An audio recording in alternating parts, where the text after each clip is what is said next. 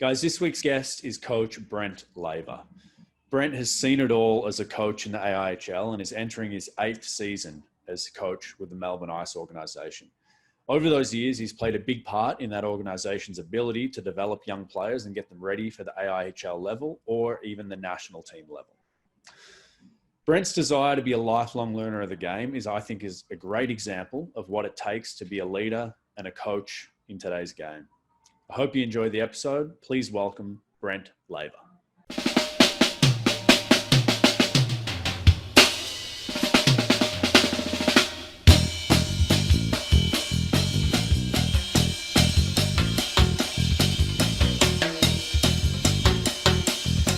Awesome, man. Well, hey, I appreciate you coming on. I don't know if you watched any of the ones we've done, but we kind of started during the COVID of just getting more stuff out there for coaches. Like we work with a lot of young coaches up here in New South Wales, and there's just not, as you know, there's not a lot of resources. No, it's brilliant. I think it's a great concept because you're right. It's I think I battled with that a lot, especially early days. I always just felt like I was behind the players.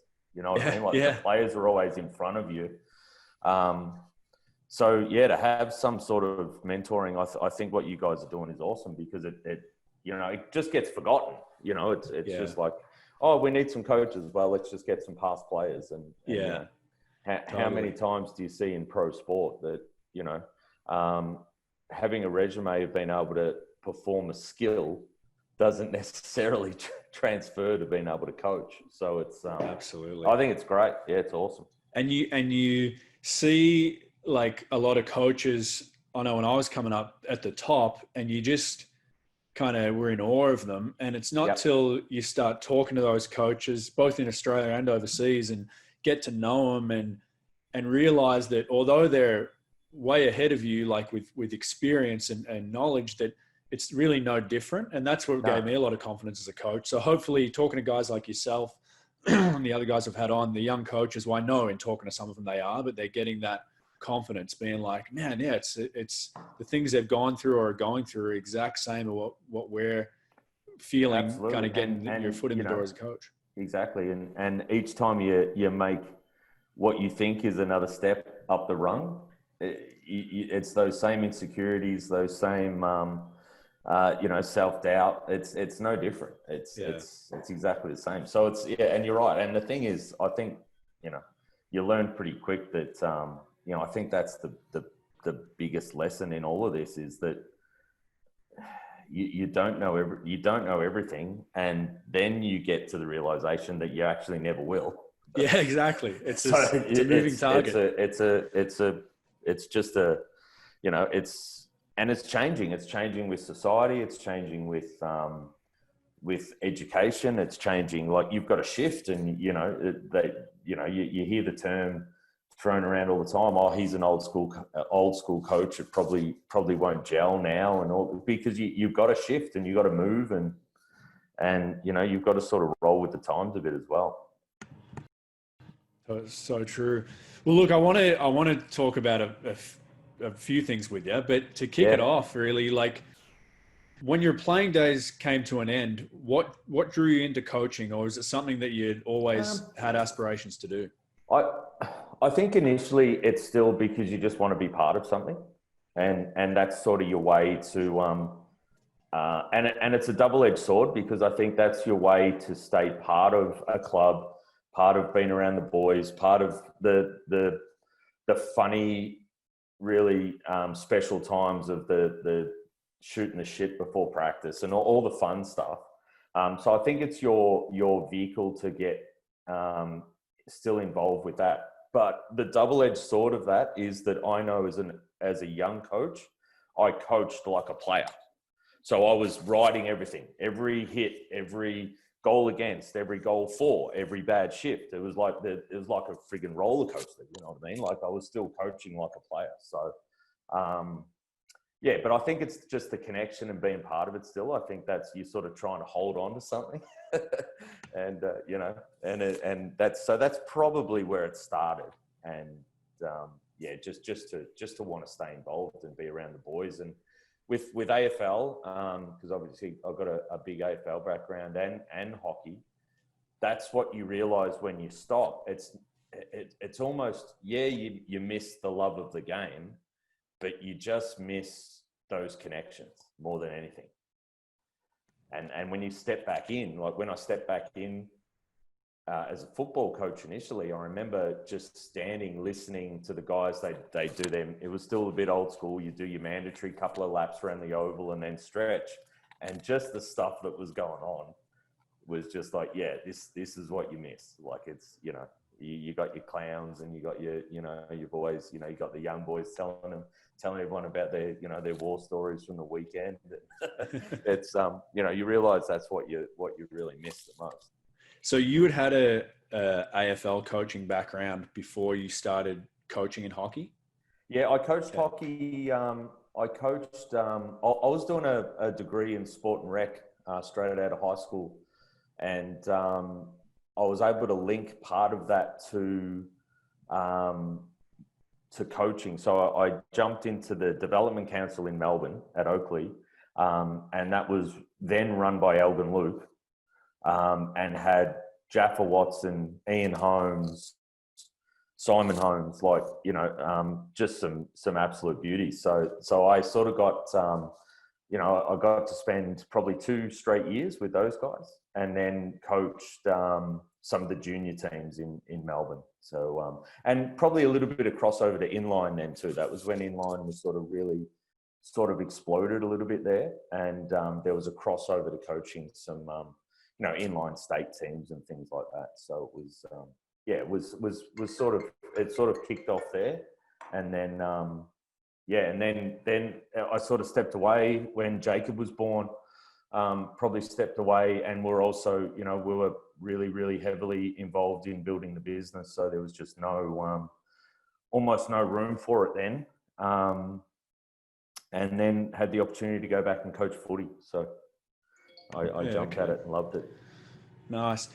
Look, I grew up in Melbourne as well, and I remember what the scene was like back then before the ICE or even the AIHL existed, and the senior A comp in Melbourne was the highest level of hockey in Melbourne. It was, it was good. It was really underrated. It was intense, super intense. And I remember driving to Oakley some nights where you'd have to park 5 or 6 streets away to get into the place. And so it was a fun, crazy, hostile environment. And my introduction, I was 16 or so when I started playing in that Premier A comp, Senior A, whatever they called it then. And I was doing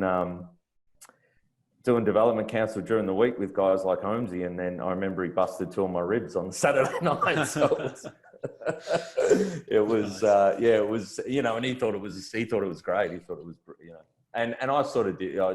You sort of feel part of it. So it was, it was good. It was fast. It was fun. It was, even Oakley being Oakley, you put 10 grown men on that rink. And there's not a lot of space. There's not a lot of room. It really was a man's game back then. But you were part of that Demons team that and I'm not up to date on the history, but would have to be one of the most successful teams to ever play in Melbourne or Victoria. We had a run. It was funny because when I started in that A grade team, the first year we lost to the Saints, who won their 10th in a row, and that was Sandy Gardner, Scotty Davidson, Mottram brothers, Paul Doney. Like the list goes on and on and on. It was almost our national senior men's team. So we were in awe of those guys. And then I think 97 kicked it off. Like 97. Fridge, Andrew Petrie came across from the Blackhawks. Brian Vallicott came across. Scott Kelly came across. And not only did that make an incredible team, it just built a nasty, full-on, fun rivalry with the Blackhawks. So it was, there was some fun Saturday nights at either Oakley or Ringwood back then. So I guess talking a little bit about that team, that whole culture, what was that like? Was that something that was what was the culture like in general? And was that something driven by the players or the coaches? Where did it come from? It was intense. It was pretty one-minded right from the start. And when Mike Lund and Jamie Edwards came in from Canada, that it just went up a whole nother level again. Just the practice intensity, and yeah, we almost made a decision without even talking about it that we were going to do nothing else except win. Yeah. And it was awesome, but we did everything together. Like I mean, those two guys landed, came to the rink and had, really no idea what they were going to do. And they left working had a job at Bladeworks with Fridge, and were living with Fridge and Valley like that night. Yeah. Wow. So it was amazing. And it just clicked, and we just, we did everything. Like we were together 3, 4, 5 times a week for that whole season. Like just getting out, social activities. Getting out, socially, training, playing, and it was the best, most incredible year I've had in sport. Really, it was. Who were the coaches back then? We had Rod Johns, who was, he's now the, I'm not sure what they call it, GM or at the Mustangs, and has been for some time. And look, I'll tell you what he was brilliant at is managing the big personalities, because there were some really big personalities in that room, especially back then. Because we had a lot of growing up to do, no doubt, but it was amazing, and he did a great job of that. And and kept it together, and he's a funny guy, dry sense of humor,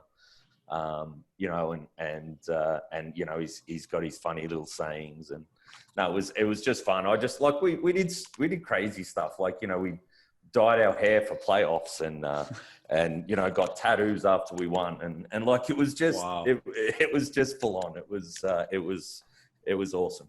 So you were fortunate to be part of that culture.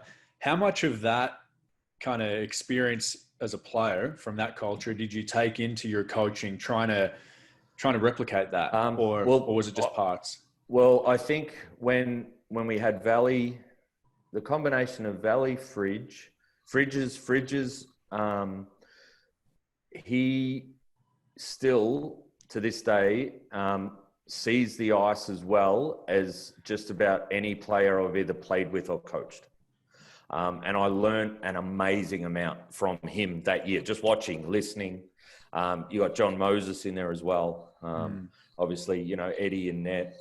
Lund was just a firecracker, just mad, kid from Regina who just doesn't back down from anything. And so his energy was incredible. Valley's friggin' slap shot from the point, which is still one of the heaviest shots I've ever witnessed. And, you just had to try and hope that it didn't hit you in the teeth.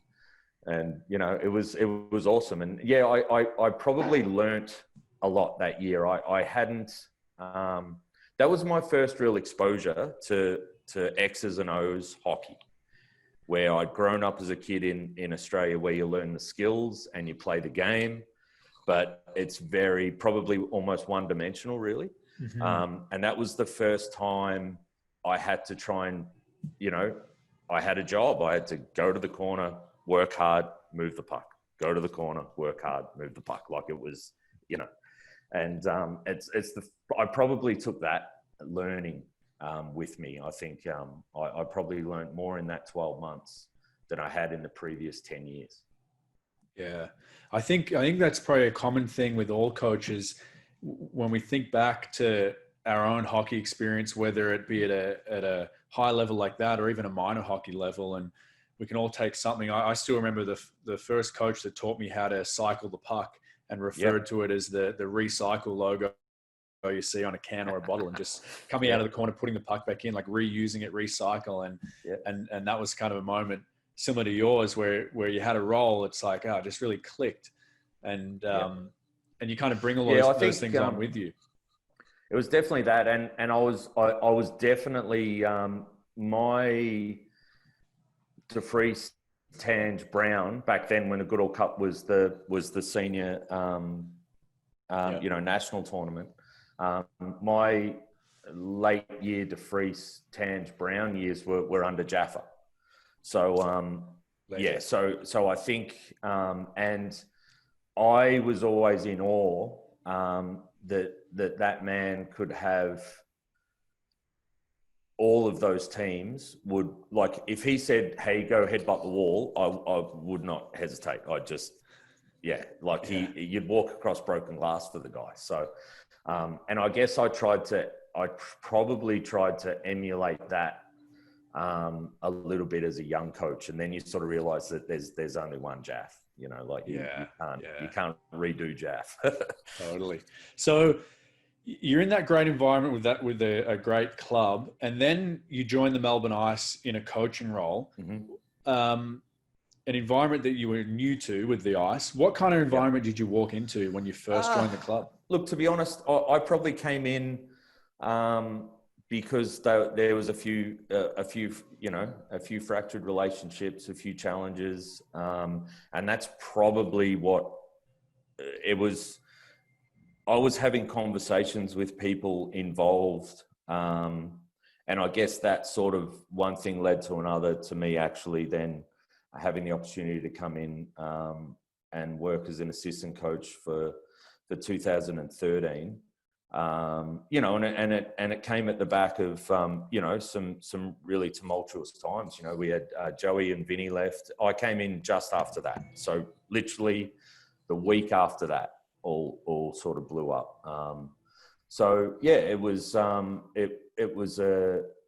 a challenging time, but probably was a great introduction for me because it sort of sat in my wheelhouse pretty well. That it was more about managing men and around what was going on more than it was probably about X's and O's hockey coaching right then, which was probably good because I had so much to learn.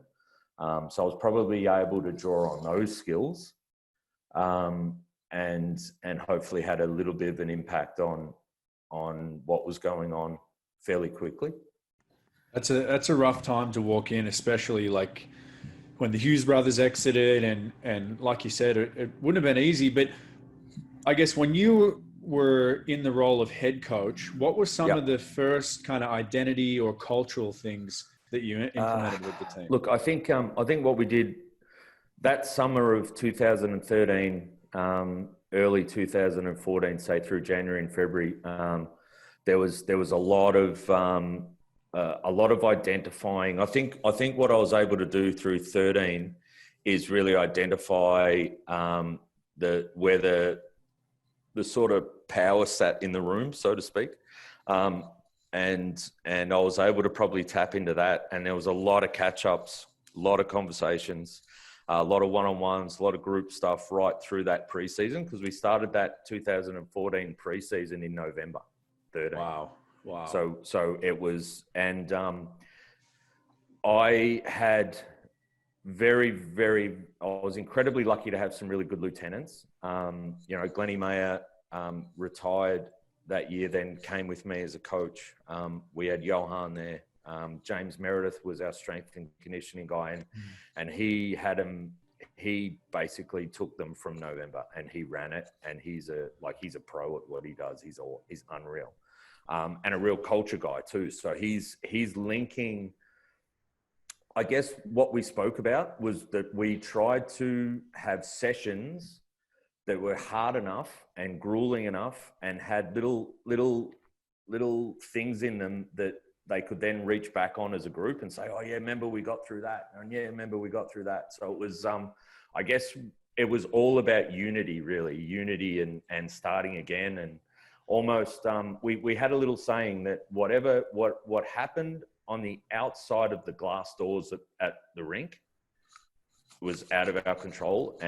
But as soon as you walked through that door, there was a certain expectation. We just set a level. We just set there were 4 or 5 key non-negotiables, and we just stuck to them. Love that. I'm a big believer in that. Of it needs to feel, if you're going to go after something special, it needs to feel different early. And I think by starting in November, it's super early. But like you said, and putting them through some punishing times that they could draw back on. I know a lot of people kind of scientifically have said, like a bag skate, for example, oh, it's not great for conditioning, this and that. And yeah, as a coach, it's not something you want to do a lot. But I do think that if it does build you mentally, that if it is challenging and a real grind, you're almost puking, your conditioning may not be improving scientifically. But it mentally, like you said, it's something you can go back to and think, man, I was about to puke. It was totally mental. And James had an amazing way of building those sessions, and then being able to work with me so that he was able to help me structure even ice sessions, which he knew nothing about. He's a big AFL, strength and conditioning, that grew to love the game and learn the game. But then, he'd only been involved in a couple of years, and he was so incredibly good at being able to help me build sessions that would push them to that point. But they weren't, you would never have, if you were watching, you would have gone, oh, you just bag skated him. Like, it was all hidden, and it was all relative to the game, and it was all, and it was, there were just 3 or 4 key things that happened that year. One was he was able to do that and give them points of reference. 2, I was incredibly, call it luck, call it, I could be egotistical and say it was good management or whatever you want to look at it. But I got buy-in from key guys. And that, man, I remember talking to Will Brodie when he wrote the book in, at the end of 2014, and one night after a Newcastle game, actually, we were at the hotel and we were talking till like 4 a.m, and may or may not have snuck in a couple of reds, but I remember saying to him that I remember one night early in pre-season, we're on the ice, and I don't know if he meant to do it. I've asked him a couple of times, and I remember I was talking, and the group was at a certain distance in front of me, and Matt Armstrong came in, and then the whole group came in. And it was, I'll never forget it. And it almost gave me kudos in a way. Like, it was really, it was one of those subconscious sort of things that happened. But it was a really key moment in probably my confidence and him helping me get buy-in with the group. So it was awesome. Yeah, there was some pretty cool things that happened early in 2014, and look, it's and we had a pretty good run. That's excellent. That's a special moment, and it's great that you can recall that, because leaders like Armstrong in that moment can do so much when to them, sometimes they're really not doing anything at all, but they're always being and he was probably unconscious of it. Look, I was lucky. I had Liam became captain. I had great buy-in from Jason Backley, who was the captain the year before, and had decided he really didn't want to take it on again. And as I said, I had some unbelievable lieutenants, with Johan and Glennie and those guys. And I've always been lucky, strong characters. Drew Carfrey, Laths, worked with Brad Vigon, like all of those guys are high quality guys, but very strong characters and very different to me as well. So it's good to have lieutenants that bring different skill sets. But the buy-in from Liam. That I'll never forget that little subconscious thing with Matt. But and I think that's where in our league, understanding the room, understanding your power brokers in the room, understanding how that whole plays out, and then also overlapping that with the way you recruit imports it can make or break it, to be honest. Yeah, it's so key, the room. And Fridge spoke about that as well, about the fact that as a coach, you can't really pick your captains. It's got to come from the group, because you need to know who has weight in the room, who who kind of has the final word, because those guys, whether they wear a letter or not, are just naturally going to lead the team. Yeah. Yeah. And look, that I had that, it was incredible to get like someone like Joey back in 16, and I'll like you talk about little pivotal moments. We'd had a really tough first period against the Sydney Bears at we were playing up in Queensland. They had us playing we played a couple of games in Queensland like to try and showcase it. Yeah. And we'd had a really rough first period, and it was got a bit scrappy, and there was almost like a little bit of a scrap on the benches coming off into the rooms, and I remember walking to the room, and I was pretty hot and heated, and I was pretty upset. We had played a pretty poor first period, and I remember Joey just spinning around. He said, "Coach, I got this." And I was just like, "Yeah, but you go for it."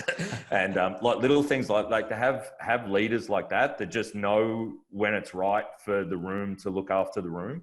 And so you didn't have to go in at all that intermission? I didn't go in. I went in probably 45 seconds before the start of the second. Wow. And we won the game, and we were good. And but yeah, little like having people like that understand enough to know when the energy's sort of shifting, that the boys need to find something themselves, and taking responsibility for that was pretty unreal. And also a good lesson for me to sort of shelve my ego a bit and say, no, I need to, this is not the coach's time. This is they need to look after it. Which was, and I was lucky. I had a few of those moments with different guys that took responsibility in really pivotal times. Yeah, well, you say you're lucky, but good people attract good people, and it sounds like you had a great staff with your time there. But looking back now, what advice would you give a coach joining a new team? Like, what are some of the lessons you've learned from your introduction as a rookie coach? Invest in relationships first. Really, really heavily invest in conversations, and really try and come at every session. Thanks, bud. Brian, I remember Satsi said to me one night, he said, "Listen, if you do nothing else at a training, talk to every guy, every session." Now that can be a 5-minute D&M about what's going on at home. It can be a tap on the pads as you go by saying, "Hey bud, how you doing?"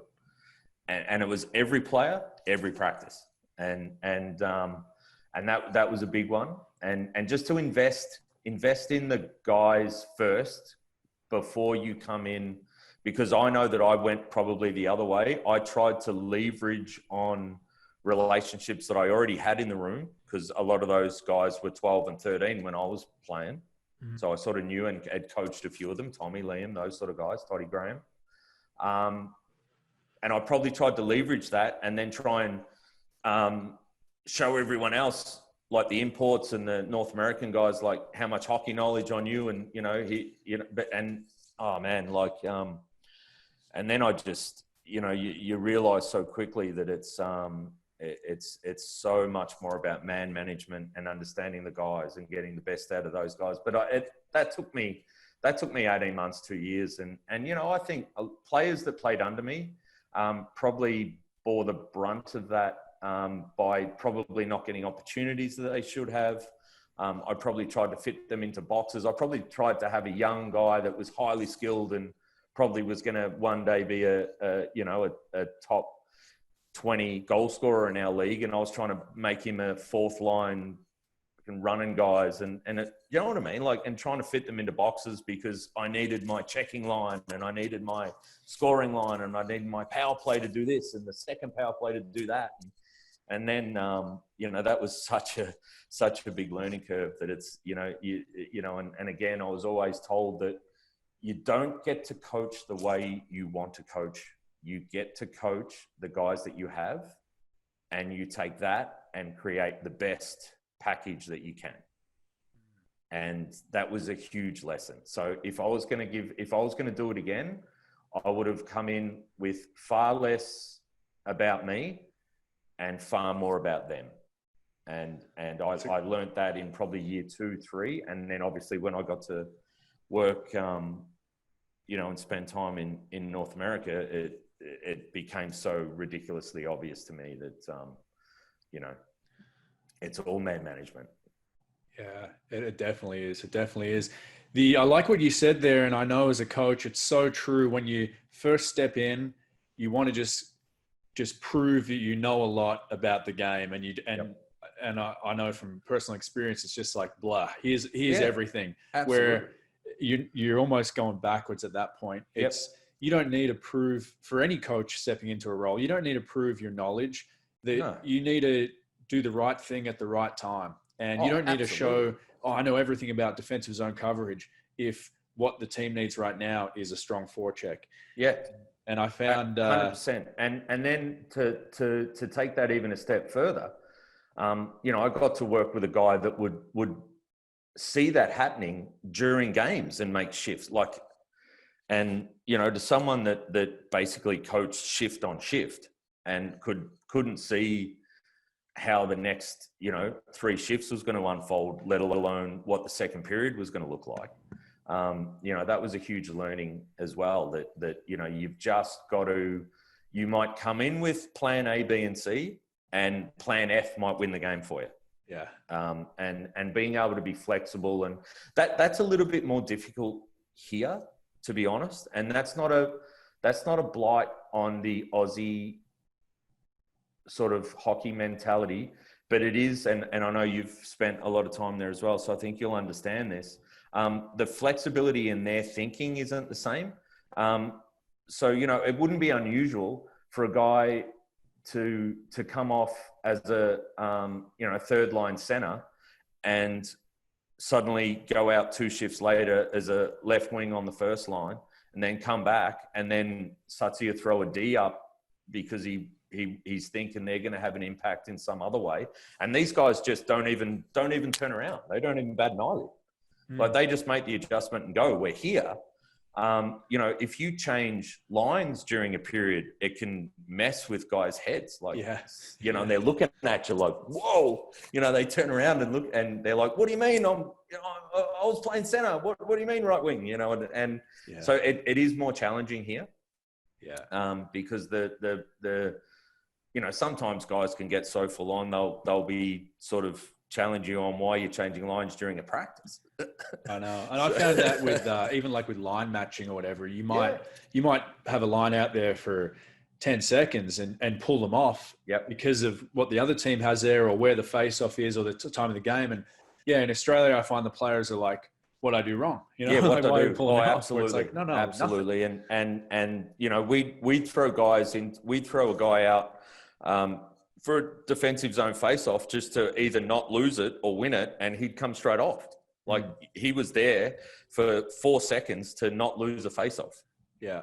And he know, like, and they come off and they know, and they slot back into the roster. So it's that's really different, and that can be challenging. But I think if you invest in the relationships, you can slowly turn that around. But you're right. The mentality usually is, what have I done? Yeah. Why was that? Why are you calling me after a 10-second shift and a whistle? You know, and trying to break that down can be tough, but it can be done. It just takes some time. It's almost selling to the players like, look, you need to trust me that I'm always going to put you in the best situation to have success. And that may mean that you don't take Ds on face-offs because I want offense out of you in the O zone, or that may mean that you don't play against the other team's top line. And you're going to be better for it, and you're going to help our team because of that. Look, and I've done it wrong the other way, where, you know, we've got, say, 3 goals up, and I've gone, here's my opportunity to be Mr. Good Guy. Let's throw out the 2 rookies and the 16-year-old. They get scored on twice in one shift, and they're devastated for 48 hours. And you know it. So, you know, you've got it. It works the other way as well. And I learned that a couple of times. You know, where you can destroy guys. the other way by trying to play Mr. Nice Guy and think, well, shit, I can bank some points with some parents and some supporters here and throw the young guys out, and and then if they don't see the ice for the next game, I've got some points in the bank, and it's just so wrong. It's exactly the way it is. No one wants that garbage ice time, right? Nah. Yeah, totally. So you've always come across to me as a guy who just has a strong desire to keep learning and keep improving yourself as a coach. So in particular, you've spent the past few years involved with senior hockey and junior hockey in Central Alberta, and in particular with the Sutter family. Yep. I guess, can you talk a little bit about that, just how that came to be and how it's helped you grow as a coach? Well, this is the funny thing. It links back to that 1997 year. So Mike Lund lives in Sylvan now, and we've stayed incredibly close over the last, 20 plus years, 25 years or something. Now the families are close, wives are close. Jacob's living there at the moment. Jacob's living at Mike's place in Sylvan. And they're hiking and playing golf and working out and having fun. So he works on the Sutter Fund, which is a fund that the brothers have that raise money for all sorts of things in Central Alberta. Hospitals, homeless, youth. They're pretty incredible like that, and they have a huge golf tournament every year. And Mike has worked on that for a few years, and in particular, Brian is fairly heavily involved and chairs meetings and things like that. And so Mike got to know Brian, and they were just talking about hockey coaching one night, and he mentioned, I was coaching the 18s with Laps at that time. I was actually in Sweden, and I got a phone call, and it was Mike saying, "Listen, I've just had a meeting with Sutsy. Here's his cell phone number. Call him. He's saying that you can come across and spend some time with him." And of course, I think he's taken the piss totally. So I think I'm ringing one of his buddies, because I've got to know a few of his buddies as well, because we've been in Sylvan so much. So I think I'm ringing Teddy or one of the boys, and they're just going to wind me up. So I ring, and it's friggin' Brian, and we're on the phone for nearly an hour. Wow. And when you come off the phone and you have one of those sort of almost like warm shower feelings, like, holy shit. And it was like that, because it was like talking to your uncle. Like he, man, just so humble, so down to earth. And I walked out, and Johan and Laps were there, and I was just like, you're not going to believe what's going on. Like, I've got to go home and work it out, but it looks like I'll be heading to Central Alberta in November. And that's what happened. And so I was able to do that for 3 or 4 years in a row. And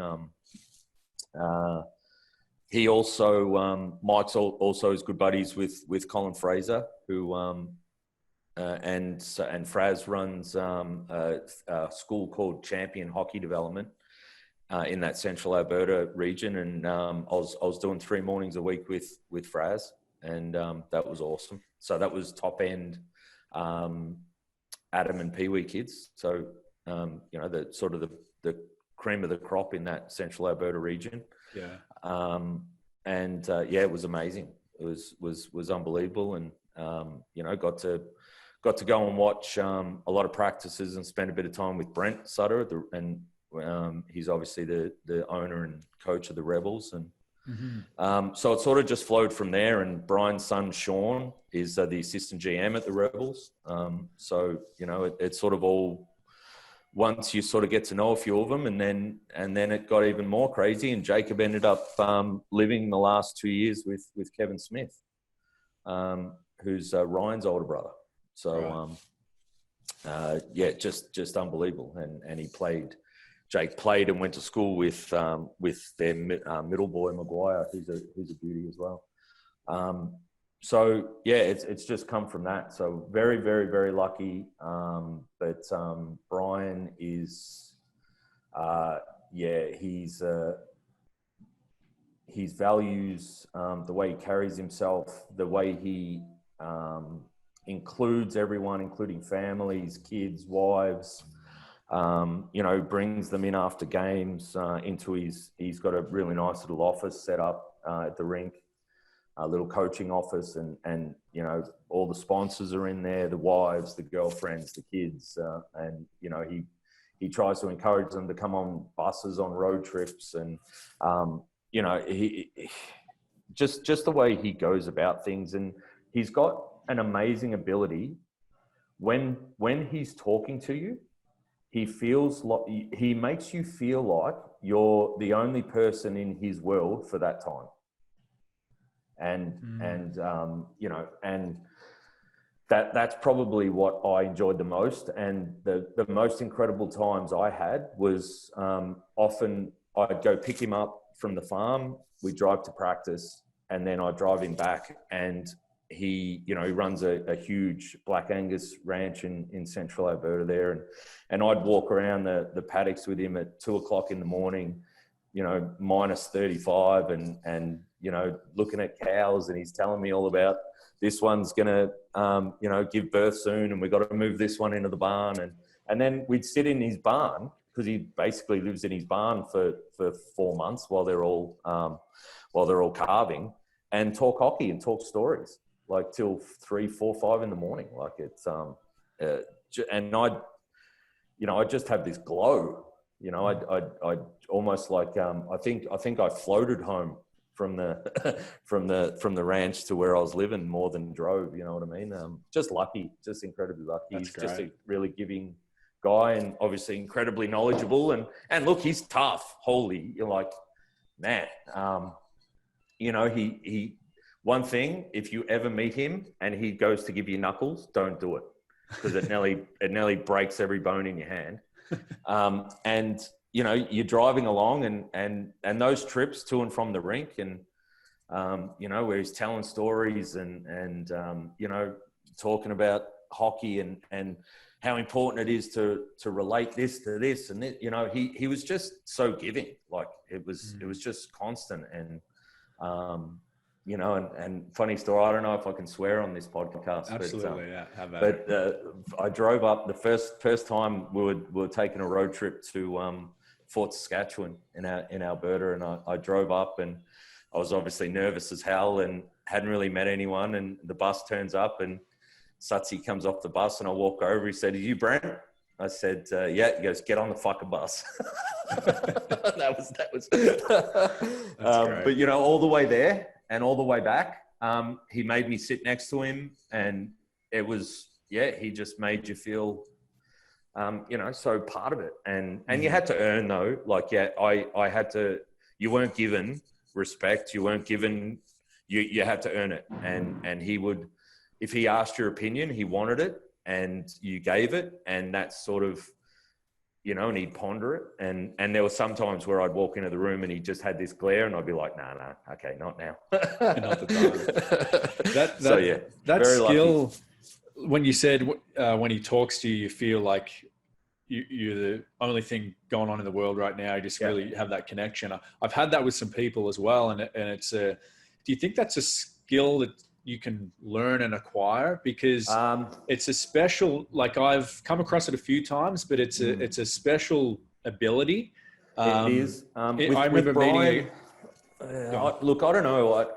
I think if you continue to try and self-develop, you can probably, and if you get outside of yourself enough to realize that, you know, listening is far more important than speaking, I think you can develop it. I think it's a definitely a leadership skill that's incredible to have in your toolkit. I think with those guys, like Brian told me a story. He said when he was leaving the farm in Viking, Alberta, to go to the then. They weren't the Rebels then, but the junior team in Red Deer. His dad dropped him off and said, "Listen, you know, I've got harvest coming, so you better make the team, because I'm not coming. I can't come back. We've got harvest." and that was it, you know. And he actually got cut, and he rang his dad And his dad said, you better go and talk to the coach because I'm harvesting. I'm not coming to get you. So he went back in, spoke to the coach, got a second tryout, made the team, and ended up being captain. So, and same thing when he got drafted to St. Louis, his dad pulled him up. He called it the top barn. I'm not even sure what that means, but I think it's like the top tier of a barn, like the loft, and sat him down and said, listen, don't ever forget, you're just a farmer from Central Alberta, go on to play a game and never, ever forget where you've come from. And that was it. That was his chat. And off he went to St. Louis. So, and I think it comes from that. I think it just comes from the fact that he'll go on a rant about pretty full-on hockey talk, and then at the end of it say, "Oh, just remember that I'm just a farmer from Central Alberta, so don't take me too seriously." And he just, I think that's where it comes from. He just he's just never forgotten where he's come from, and he gives people time. Like if he respects you and he likes having you around, then he'll give you everything. Yeah, so authentic, right? Do you think that being present, cell phones and Apple Watches and the need to having to check social media, I find even if I'm talking to someone or in a meeting, it's difficult sometimes to stay focused because we're so tied to our phones these days. But I know a lot of those older guys, particularly from rural areas, like he probably wouldn't be breaking eye contact to check his messages on his cell phone, right? No, well, Satsi's got a flip phone from like 1993. Seriously. And he was devastated because he lost it in a paddock. But there's definitely a connection there that's different. And but the thing is that here's a perfect example. He's a guy that grew up in an era where, you hear all the stories. The NHL has gone through it at nauseum over the last 12 or 18 months about, those guys that came up in that old school sort of era and the way that it flowed onto their coaching. But, he can connect with an 18-year-old in Innisfail on a Wednesday night at 8 o'clock. You know what I mean? Like, and he's getting nothing for it, but he's definitely, he can still make connections with, and that's what it taught me, is that it's more about trying to make the connection, not trying to do it in their world, not trying to, walk in the change room and say, righto, everyone's cell phones have to go in this bucket. No one looks at their phone for the next 3 hours, and all that. Like, I think you've got to try and do it. And I notice it even here at work, managing some of the younger crew, you've sort of got to step into their world a little bit and navigate your way through that. And that's how you make a connection. Like if you try and do it your way, they're like, they think you're from Mars or something, like it doesn't make any sense. Yeah. Look, I want to talk, I don't want to keep you too long, but I want to talk a little bit team tactics. Yep. So as a coach now, after all you've learned, how much do you rely on your team tactics? I like to have, I moved away from teaching black and white systems to teaching concepts, defensive zone concepts, neutral zone concepts, offensive zone concepts. Because what I found is that you could then work systems in and amongst those concepts, and guys sort of understood it far better, rather than being so X's and O's that the defenseman thinks that he has to turn left every time he gets to the puck and put it to the right-hand boards because that's what our breakout looks like. And that was definitely me early days. I'm like, what and then realizing that so generally speaking, if I break it down, probably pretty tactical, deep defensive zone, especially against certain players. And to be honest, in our league, it can be condensed down to sometimes players rather than lines almost. Like you might be a certain way against a certain player. and try and corral them to a certain degree. Probably defensive structured. Neutral zone, it's usually about just trying to get through there quickly, and not turning the puck over and playing more possession. So that's probably a little bit of the North-South North American influence, but also probably that Swedish influence from working with those guys around puck possession. And then in the offensive zone, I like to give 4 or 5 concepts and then just let the guys be like Picasso and let it flow, let it happen. And that's come out of years of probably being far more, okay, we do this, and this, and then the game unfolds in a different way. And, we're halfway through the third period, we're down 5-2, and I'm still saying, you do this, and this. You know what I mean? And that's probably my biggest regret in coaching.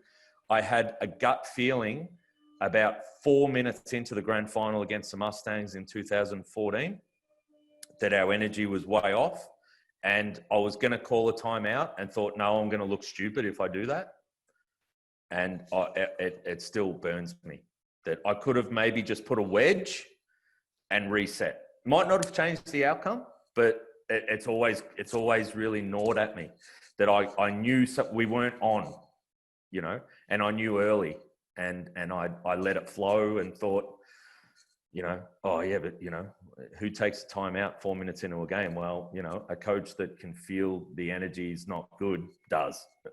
You know what I mean? So probably I've shifted a lot away from more, as I said, more concepts rather than hard and fast systems, because hard and fast systems don't necessarily coincide in my world to a game that happens as fast as ours does. Yeah, absolutely. And you don't want players being bogged down by thought, right? You want them to be able to just be free and play, have responsibilities, but be free and play. Absolutely, and the game's too fast. The game's too fast. One of the coaches over there used to say to me, "The game's too quick for react and act. You've got to blend the two." Yeah. There's no time for the gap in between reacting to something and then acting in a way to it's got to all almost happen instantaneously. So we do a lot of training now where, say, we're working with our defensemen, where we just teach them to make good reads. Whatever's unflowing, it's like reading a book. Get to page 1, read it. That takes you on to page 2. Read it. What are you doing? You're just gaining information. So you're mapping things out. And then all you have to do when you arrive on the puck then is actually execute the skill, because you've already made the read. What our guys tend to do is they try and make the read and execute the skill at the same time. And it's really difficult. Yeah, layers. I guess from your time with the Melbourne Ice, what's been a tactic or a concept that's brought you a lot of success if you could pick one?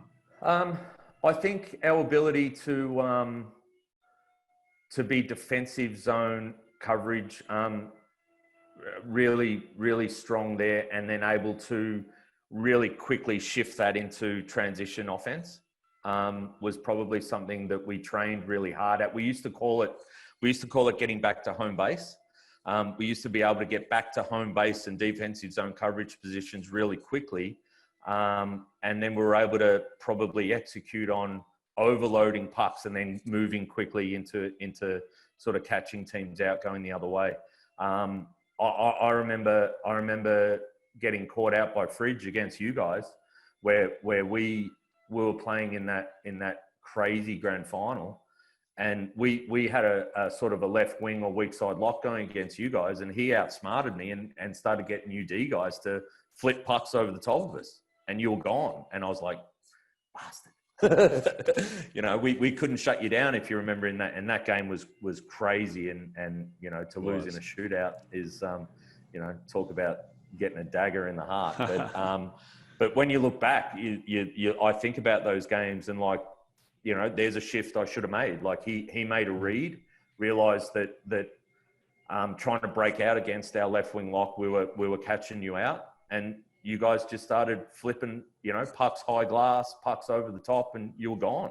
And it broke us down really quickly. I think it was in the second period. So he might not have even been conscious of that, but he definitely did it. And I don't know if that was a direction from him to you guys, but so there's a great example of being caught out, and then not shifting, not realizing till later and looking back at the game and going, man, we didn't make an adjustment. Yeah. When you've been overseas, have you seen or have you witnessed a tactic or concept that they've used over there that you'd not seen here in Australia? Definitely a really strong defensive 1-2-2. I hadn't seen it executed so well because the guys know how to move around the ice so well, and trying to break out against a really strong defensive 1-2-2 was a real eye opener, but B, was incredibly frustrating because when you see it unfold in front of you, it looks like you can walk through it, like putting, a knife through hot butter, but the puck doesn't come out. You know what I mean? Like it's so frustrating when it's run well. So that was probably one that I saw a lot. And also probably the way that they're able to execute plays off draws. That was probably the other thing. Yeah, face-offs are so key. And that's interesting that you said that kind of high 1-2-2 is, I agree with you. I see that used a lot overseas and very little here in Australia because I find the patience isn't here in Australia yet to almost, when players kind of sit back, they almost feel like, well, I'm not doing anything here. Correct. Although you're actually being very effective by holding your ground and being good positionally.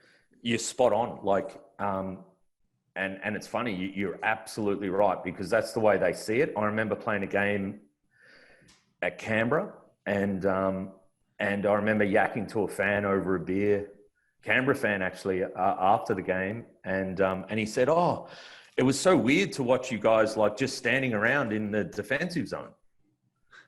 And obviously, but we actually, I think we outshot them maybe 2-1 and won the game, 7-2 or 7-3 or something. So our defensive zone coverage obviously worked incredibly well. But yeah, to him, we would, why were you just standing around there? Like, that was strange to see, and you're right. I think if hockey is such a fast spectacle that if things happen slowly, it seems wrong. Doesn't feel natural for players over here. That's for sure. No, they get, it's like, Look, and face-offs as well. Yeah, so key.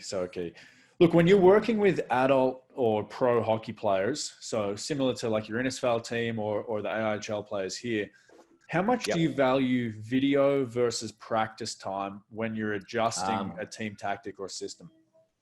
What's more valuable? I like video. The thing I love about video is it doesn't lie, and it doesn't make a liar out of you, or it doesn't make it a combative situation with you and the player because you're both looking at it.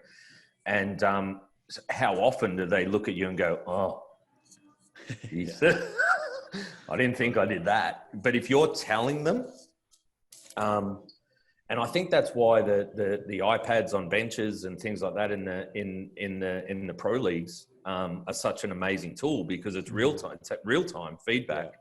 But it's real time feedback that's not combative feedback because you're actually just showing them, and like I know with the pro guys, like you show them something, they make the call themselves, like, and then they make the adjustment. Like you're almost just going through a making them aware more than actually trying to teach them anything because they look at it and go, "Oh, geez, that was bad." Yeah. And that's what I like about video is that once you've broken down the anxiety that players get from watching video and the anxiety that builds up when they think they're going to be put on the spotlight. And I think the way any young coaches, the way to do that is to spend a lot of time finding things they do well and showing those. Yeah. And mixing in the other stuff. Because how many times have you sat in a video session where the whole 45-minute video session is just all the mistakes the team made? Yeah, totally. Just highlighting all the errors. Yeah.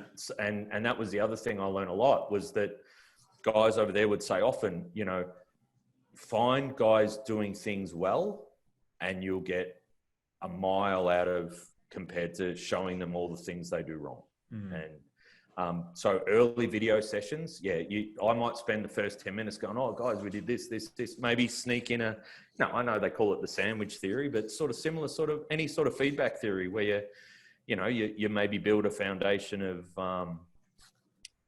making them see, oh yeah, I did that. And then you can work in your deficiencies. Yeah. I heard a great saying, from a coach at, when I was doing the HP1, and it's, what you show is what you'll get. So if you show a bunch of negative or teaching clips, as we call them, you're probably going to keep still getting those negative or more teaching clips. But if you show something good, you'll get more of the good. So the balance is important. And the thing is that, if they've left a game, say the AIHL, they've left a game on a Saturday night, a lot of diligent players watch the replay on the Sunday. So by the time it comes to the Tuesday, they know already. So, you can imagine the apprehension that then builds up if they think they're going to get highlighted in the first 10 minutes of the video session before practice. So what I used to try and do is if there was anything blaring, I'd usually address it on the Sunday or the Monday. So that by the time it got to Tuesday, they were almost laughing about it. That became, because, the boys gets, you show a clip where it's something blaring and the banter kicks in and, it can become tough and in some ways can be looked at, humiliating a guy, which is the last thing you want to do, and for sure. So you got to be really careful with video. Amazing tool, but you've got to use it in the best way. Yeah. But do you think it's more valuable? Like if you were, say you had to adjust from a 1-2-2 to a more passive, like a higher 1-2-2, do you think you can achieve that quicker with an adult group? I'm not talking about kids, but do you think you can achieve that quicker through video or through walking them through it? For sure. Those high-end pro guys, I mean, the guys at Innisfail, the lowest level they'd played NCAA, U Sport or Major Junior. That was the lowest level they played. So these guys were all serious hockey players. So, you could whiteboard a change because they understand it. They get it. They can make shifts and adjustments really quickly. Video even better. Like you can, you jump on an iPad on a bus ride home, and by the time you get 2 beers in, they know exactly where you're at. And look, that's important for all the young coaches out there. That's why we need to teach kids how to make adjustments on a whiteboard, how to take value from video, because when they get to that high level, that's where a lot of the teaching's done. So if they have to walk through it on the ice and feel it, they may get left behind. They need to be able to make those adjustments on the fly. And look, the amazing thing, I was lucky enough to jump on a couple of sessions where the assistant coaches of the Rebels just had like maybe fourth line guys that didn't see a lot of ice, or the fourth D pair, and just the way that they structured a practice to work on. Like there was a guy that for 15 minutes did a figure 8 and just caught backhand passes for 15 minutes nonstop. Wow. And there was a D that, Alexiev that played for Russia in U18. He was drafted to Washington. Okay. So he was there, and he did 1T slappers from the top of the circle for maybe 10 minutes straight. And the teaching that they were doing, they had 2 sticks behind him. So he had to judge it and move into the puck rather than, how all our guys will back up for a one-timer and wait for the puck to come. And then your energy's going backwards, not going forwards. And that was awesome. And he's just punt, but you could just see the timing, and the A coaches are firing rockets at him. and he's blasting them into the back of the net. But just those little skill sessions. And just, you just feel, you go home just feeling a little bit downhearted that, imagine if we had that type of ice time. Like, absolutely. You could break repetition down. Is the mother of skill. Man, or you've got a young D guy and you're just for 10 minutes pumping pucks around the boards, getting them to peel them off, get to the middle and get a shot off. And they're just doing it over and over and over and over. It's unreal. Look, a few quick hitters to finish. Bud. Your most memorable moment as a coach?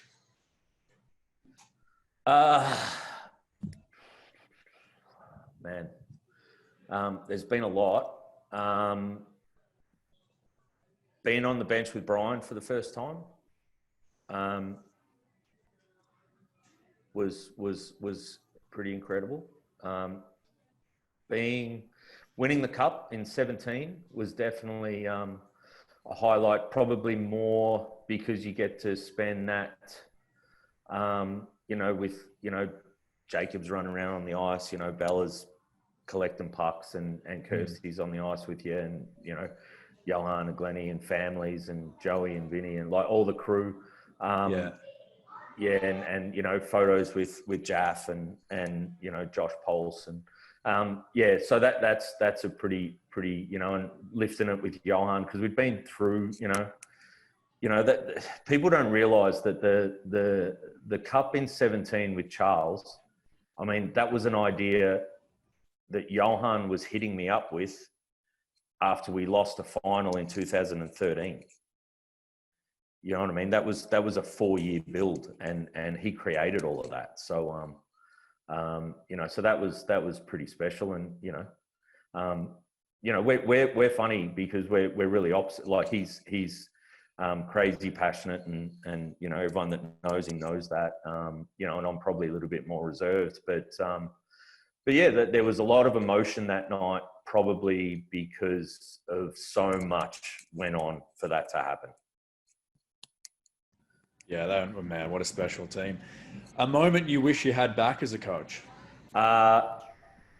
So many. The first year, especially first year or two, burning players that didn't fit into boxes. And that was my lack of insight, my lack of ability to identify skill sets, and players that I've got now that are playing really well that I could have had playing at that level back then 3 or 4 years ago if I had half a clue. There's a lot of regrets there because that was emotionally hard. That was when I first realized the incredible impact emotionally you can have on another human in a sporting sense, because they do care so much and you care so much, but you don't think it fits at the time. And it's that. So there's quite a few regrets there around decisions that were made through immaturity, really, as a coach. And something we've all been through or will all go through as a coach. And look, it's the hardest part of it. And anyone, I can only stress this enough. Anyone who thinks that you can play it off as professional, we've got to act professional, we've got to, this guy's not good enough or that guy's not good enough, and you're making calls on people and you think you can do that in an unemotionally challenging way, you've really got to